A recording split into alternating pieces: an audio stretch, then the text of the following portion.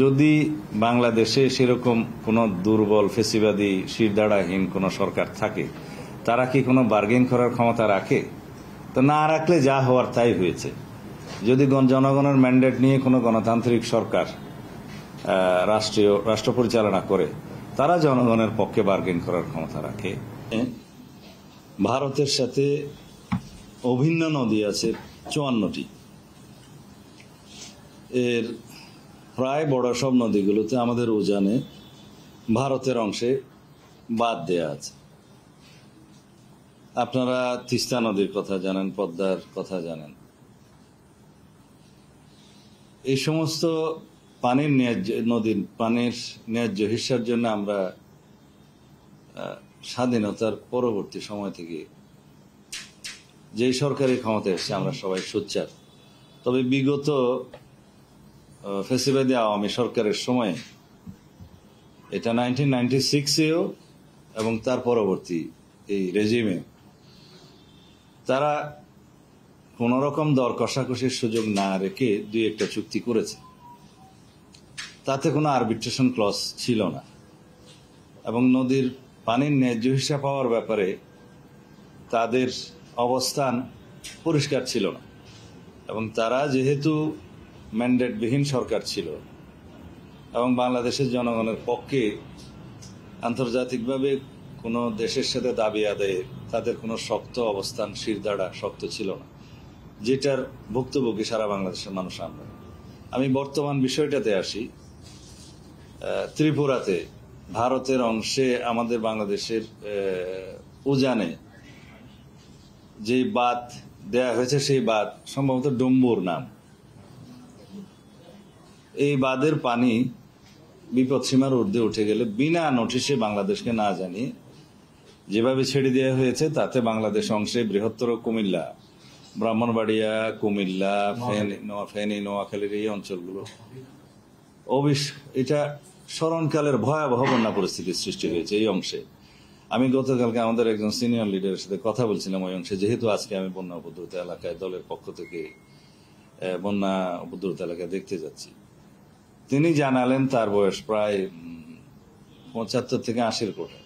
তিনি তার জীবনে দেখেন নাই এত উচ্চতায় পানি উঠেছে ওখানে। তো এরকম ভয়াবহ অবস্থার জন্য আমরা প্রস্তুত ছিলাম না। আন্তর্জাতিক রীতিনীতি অনুসারে উজানের কোনো বাঁধের পানি ছেড়ে দেওয়ার প্রয়োজন হলে সেটা সংশ্লিষ্ট দেশকে আমাদেরকে আগেই জানানো কথা, সেটা আমরা শুনেছি। এভাবে বাংলাদেশকে জানানো হয়নি। এটা অবশ্যই আমরা বিষয়টা গুরুত্ব সহকারে নিয়েছি।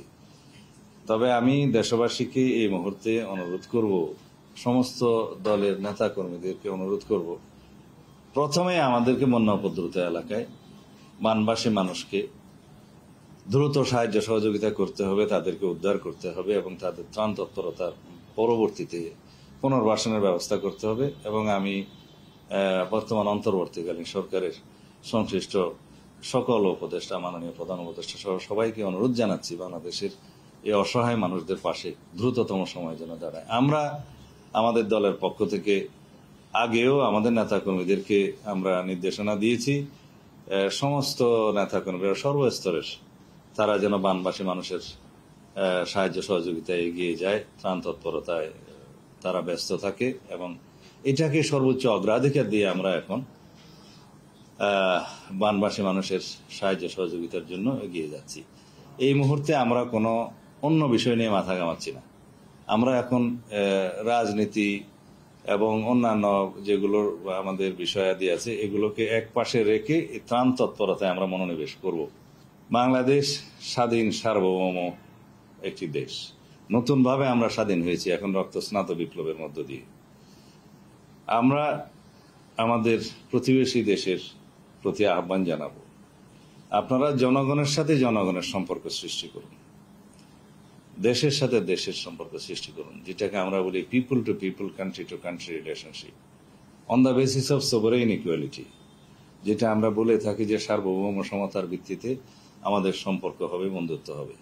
তা আমি আহ্বান জানাবো, আপনারা বাংলাদেশের মানুষের যাতে দুরবস্থায় পড়তে না হয়, এই বর্ষা মৌসুমে বিভিন্ন সময়ে অভিন্ন নদীর পানিগুলো যাতে উচ্চতা নিয়ন্ত্রণ করা যায় আপনারা অবশ্যই সরকারের সাথে যোগাযোগ করে আপনারা সেই বিষয়ে ব্যবস্থা নেবেন, যাতে বাংলাদেশের মানুষের মনে এমন কোনো ধারণার সৃষ্টি না হয় যে ভারত আমাদের সাথে শত্রুতামূলক আচরণ করছে।